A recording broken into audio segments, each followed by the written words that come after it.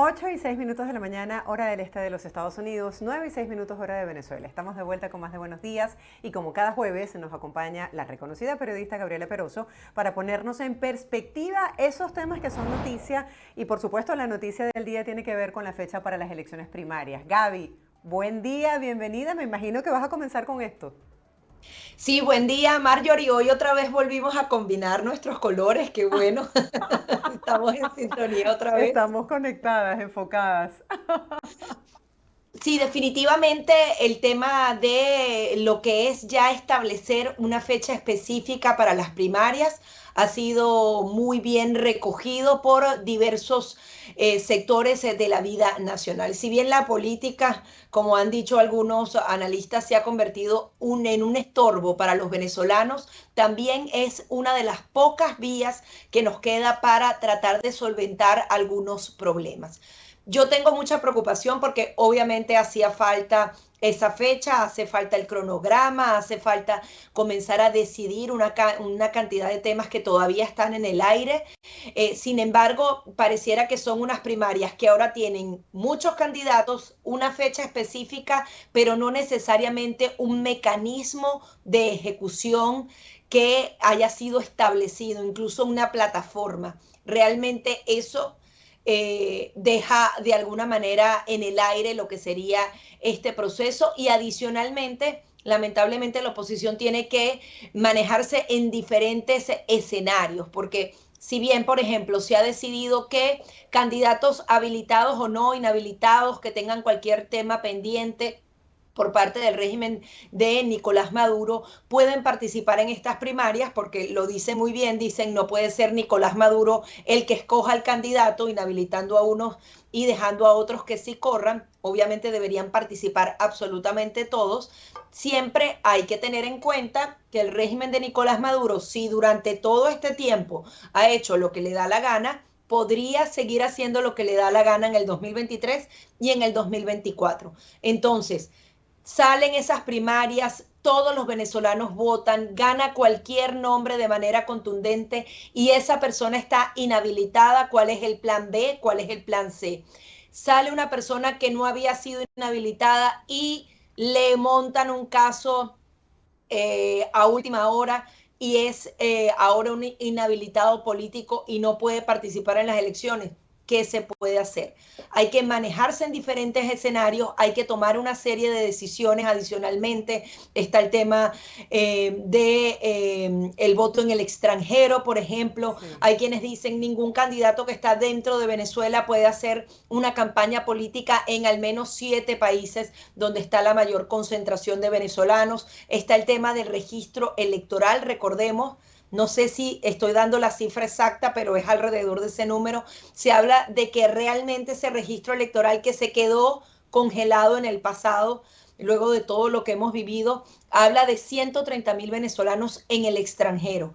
Estamos hablando de que más de 7 millones han abandonado el país y obviamente ese registro electoral se quedó muy corto y adicionalmente está desactualizado. Muchas de esas personas se pueden haber mudado a diferentes puntos, cambiar de ciudades, una cantidad de cosas y ese registro electoral no necesariamente serviría. Incluso está el tema fundamental sobre si el Consejo Nacional Electoral va a participar directamente, si serán algunas comisiones técnicas, si el registro electoral que actualmente existe no solamente en el extranjero, sino dentro va a ser utilizado. Hay tantas preguntas y adicionalmente no se ha reactivado esa mesa de negociación y acuerdo para pedir las garantías. Obviamente la oposición no puede seguir esperando de a Nicolás Maduro que le dé la gana de sentarse, tienen que agilizar este tema de las primarias. La mayoría de los opositores y quienes van a participar ya aplauden esta decisión,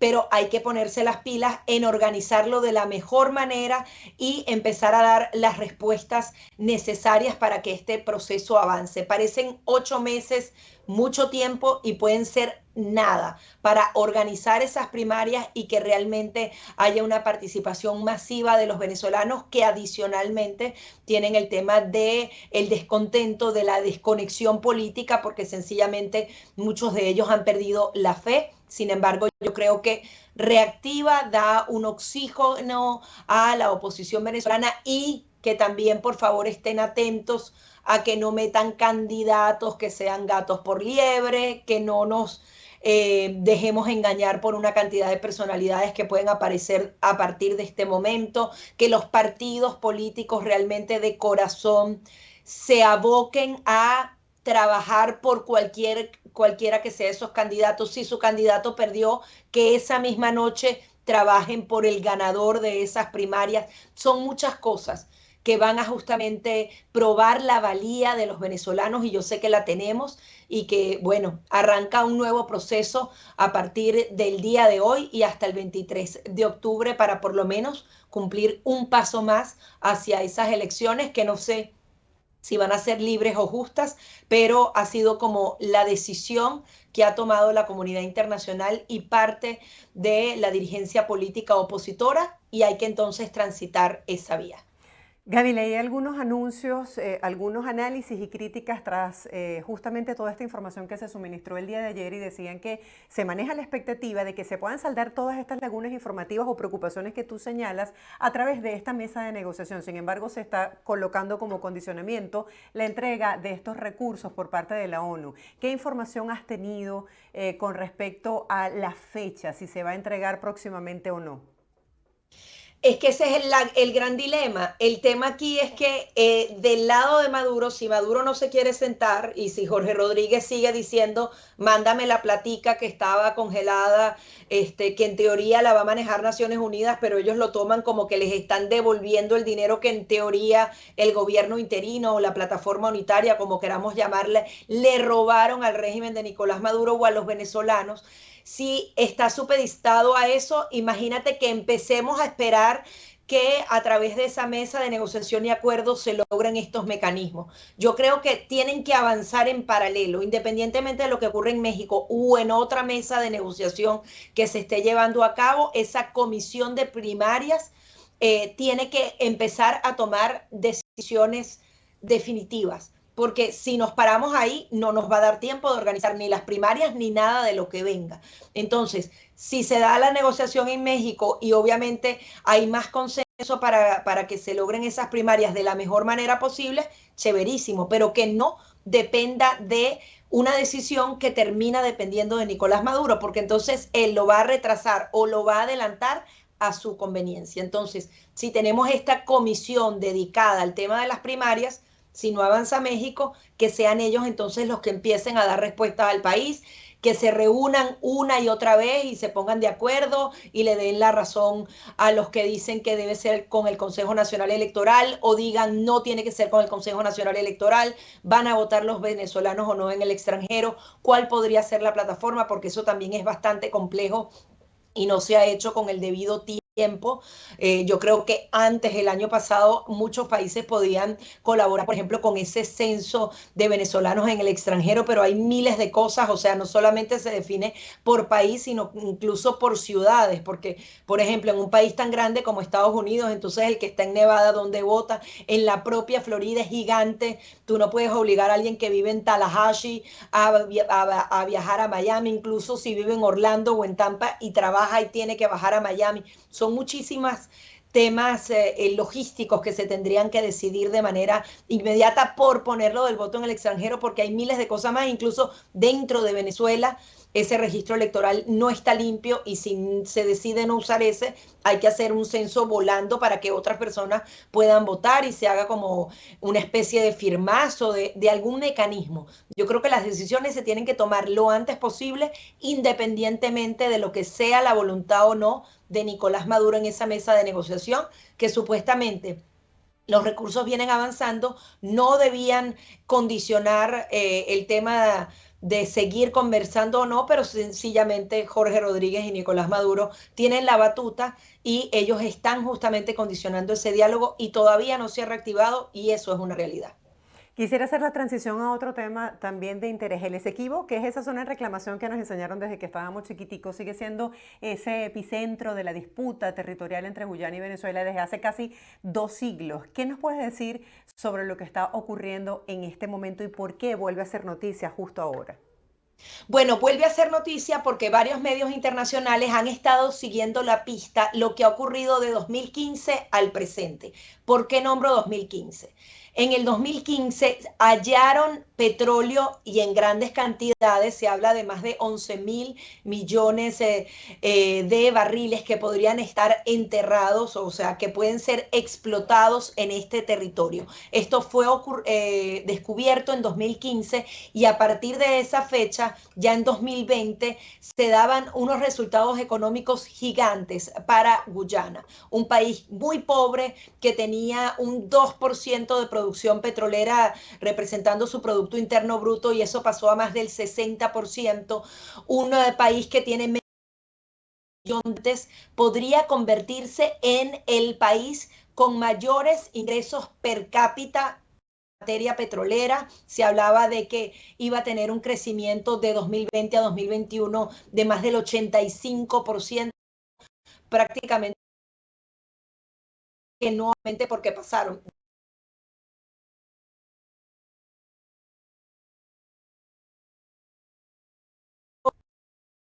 de ese terreno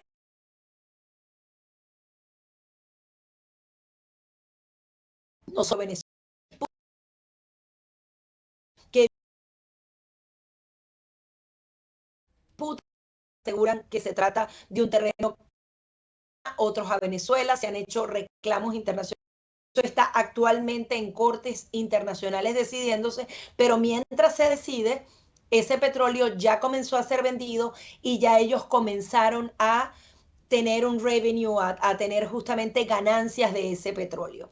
Recordemos que en el 2021 uno de los pocos acuerdos que se alcanzó en la mesa de negociación y acuerdo era que tanto la oposición como la dictadura de Maduro iban a luchar por esa soberanía nacional, de que esa zona en reclamación que, como tú dices, la estudiamos tanto en la escuela, que tenía las rayitas, que ya en varios mapas no aparece. Para nosotros el mapa de Venezuela tenía como esas dos paticas.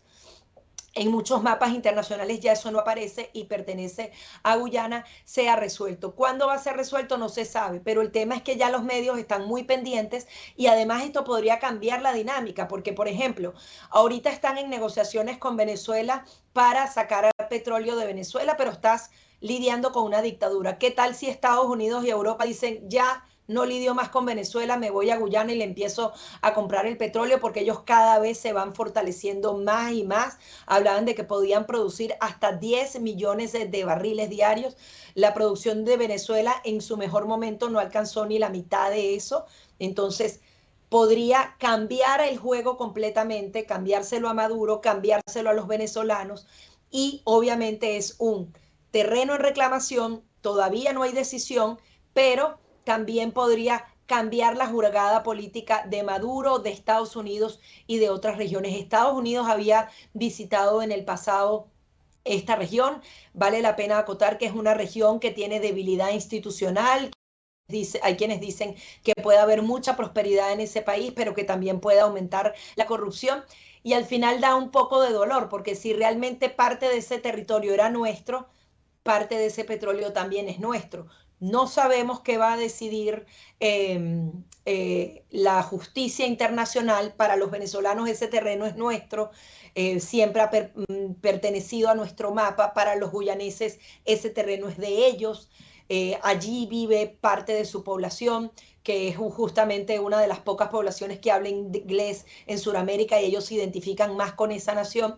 Pero finalmente, nuevamente los venezolanos perdemos en toda esta disputa porque se llega a ese acuerdo en la mesa de negociación y ¿qué se alcanza? ¿Qué se ha avanzado en materia internacional? Muy poco. Los medios sí están pendientes porque hay mucho dinero involucrado y muchas negociaciones que podrían entonces cambiar el rumbo de lo que podrían ser esas futuras elecciones porque hay dinero y porque Guyana podría seguir ofreciendo, ya estaba haciendo algunas licitaciones internacionales para ofrecer ese petróleo y podría ser entonces ese actor nuevo en el escenario mundial que pedían, por ejemplo, el presidente Joe Biden o Emmanuel Macron, Francia, para solventar la crisis petrolera que existe en el mundo.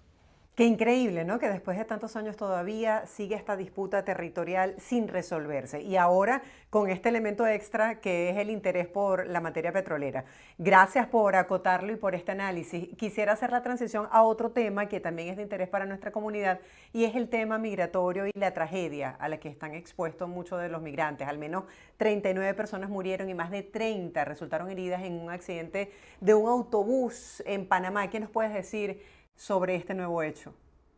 Bueno, quería tener más noticias sobre si hay específicamente venezolanos identificados o no en lo que sería esta tragedia. Hasta ahora, siempre es lamentable la muerte de cualquier latinoamericano, pero obviamente estamos dando seguimiento al tema de los venezolanos. Hasta lo que revisé yo, Marjorie, no sé si tú tienes acceso a nueva información. Solamente se habían identificado personas de Cuba, de Colombia y de Ecuador, e incluso también personas provenientes de naciones africanas que no habían sido identificadas específicamente. Incluso las autoridades panameñas no han dicho de ninguna nacionalidad, sin embargo se desprende de algunas declaraciones que daban autoridades de estos países, de Cuba, de Colombia y de Ecuador. Un lamentable suceso que nuevamente pone de manera muy clara la vulnerabilidad que viven todos estos migrantes que están pasando por esa selva del Darién que atraviesa Colombia y Panamá para hacer su viaje hacia México, hacia Norteamérica.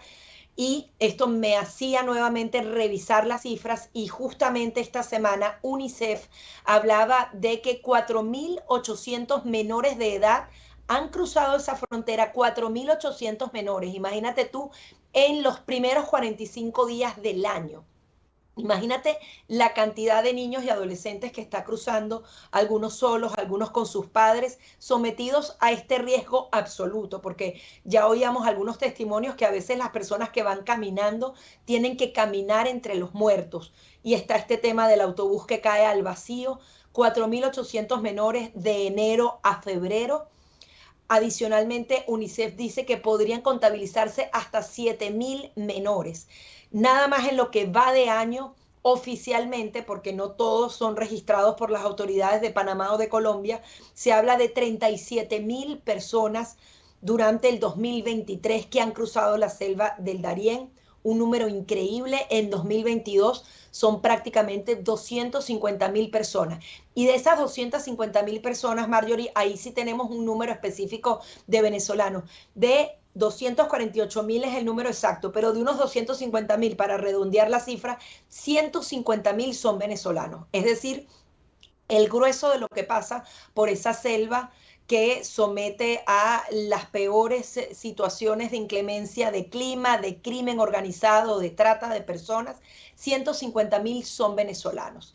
Y los otros 100.000, o sea, Venezuela representa más de la mitad de ese 250.000 de migrantes que pasaron el año pasado, y la otra mitad se divide en varias naciones, entre las que destaca Ecuador con 29.000, Haití con 22.000 y Cuba ya le sigue de lejos con 5.900, y luego las cifras son menores. Imagínense, 150.000 venezolanos se sometieron el año pasado a este peligro extremo, donde caen autobuses al vacío, donde son asesinados por bandas organizadas, donde son comprometidos por tráfico de personas y trasladados a otros países o traídos a Estados Unidos o a México a trabajar en trabajos forzosos, justamente de esclavitud humana, porque eso ocurre también aquí en Estados Unidos, ocurre en México, o simplemente pueden fallecer por cualquier Gaby, causa quisiera que nos natural. actualizaras si manejas información con respecto a cómo ha avanzado la demanda de estos 20 estados republicanos para tratar de detener el paro humanitario. Bueno, la decisión se tiene que tomar en próximos días. Ellos estaban buscando una medida urgente para Ujú. detener el paro humanitario de manera inmediata. Esa medida no se ha tomado, no tengo la fecha exacta, pero sería facilito. Ahorita la voy a tratar de buscar en internet. Hay una audiencia que se va a celebrar en Texas, que es la que está llevando Para justamente la voz mayo. cantante, y allí se podría entonces tomar no la medida urgente como se pidió, pero sí decir hay que revisar esto, y se podría decir se paraliza hasta nuevo aviso. Y Sí, da producción dolor me está porque diciendo que han es para dicho, mayo, Gaby. sí, podría ser, yo creo que la podemos buscar en internet, si puedes revisarla tú en el corte. Hay una audiencia específica, pero se me escapa la fecha, yo creo que es mayo, no era abril, sino mayo, en donde se decidirá si ese parol se va a parar. Son 20 estados que han dicho que va a ser demasiado flujo migratorio porque se comprometen 30.000 plazas mensuales de 4 nacionalidades distintas y adicionalmente ya han estado diciendo que te sponsorea a alguien que no necesariamente es ciudadano americano, incluso puede ser alguien con TPS, te trae al país y luego parece que los beneficiarios de ese parol, si pueden tener los recursos necesarios, pueden traer entonces a sus familiares directos, es decir, sería una cadena de personas que vendrían con el respaldo de Estados Unidos a vivir y trabajar de manera legal en Estados Unidos. A mí me parece una iniciativa muy buena que da una migración ordenada para estas 4 nacionalidades, a pesar de que se nos ha cerrado la puerta en la frontera, es una alternativa. También las cifras han hablado de una disminución significativa, porque los venezolanos, haitianos, nicaragüenses y cubanos que traten de pasar por la frontera son deportados, expulsados de manera inmediata. Ese número, entonces, ese flujo irregular ha caído considerablemente en la frontera y tienen esta nueva vía que abre la vía para que otros familiares y amigos puedan seguir trayendo y se cumplan esas 30.000 plazas. Sin embargo, hay 20 estados que están amenazando con paralizar esto porque ellos dicen que eso no puede ser una decisión ejecutiva, sino que se tiene que hacer a través del poder legislativo de esta nación.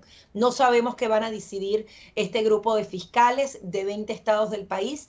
Habría que buscar la fecha específica de esa audiencia, a partir de allí se puede hacer, pero lo que nos dicen los abogados de inmigración es que como aquí la justicia se puede mover muy rápido y pueden introducir otros recursos antes de esa fecha de la audiencia en mayo, el que tenga el permiso que se venga lo antes posible porque cualquier cosa puede pasar con este parol humanitario y ha pasado en programas como el DACA, el de los streamers, en donde han habido una serie de paralizaciones y de batallas legales en donde, bueno, están enfrentados los partidos políticos aquí en Estados Unidos y frenan este tipo de ayuda humanitaria que está brindando actualmente el gobierno de Joe Biden. Así es, lo que nos ha dicho el doctor Guillermo Olivos en este sentido es que las personas que están ya en proceso deben quedarse tranquilas, pues, porque ya tienen su proceso de alguna manera asegurado. Y Vamos a ver viajar lo qué antes ocurre de aquí en posible, porque adelante con estas decisiones, ¿no? y viajar lo antes posible porque puedes tener la autorización de viaje y si no la ejecutaste y paralizan el programa aquí, podrían decir no viaja nadie hasta nuevo aviso. Eso es una realidad. Entonces, el que lo pueda hacer, que lo haga rápido y que si ya tiene el permiso de viaje, venga volando. Ya conocemos varias experiencias de personas que iban a demorar un mes para resolver los asuntos en el país y venirse y se vinieron en una semana. Claro, hay que apurarse. Gaby, gracias por este tiempo para nuestra audiencia, para compartir esta información de interés para nuestra comunidad hispana. Feliz día para ti, sabemos que tienes una agenda súper apretada. Hasta la No, próxima gracias. semana, un Siempre es un abrazo. placer estar aquí.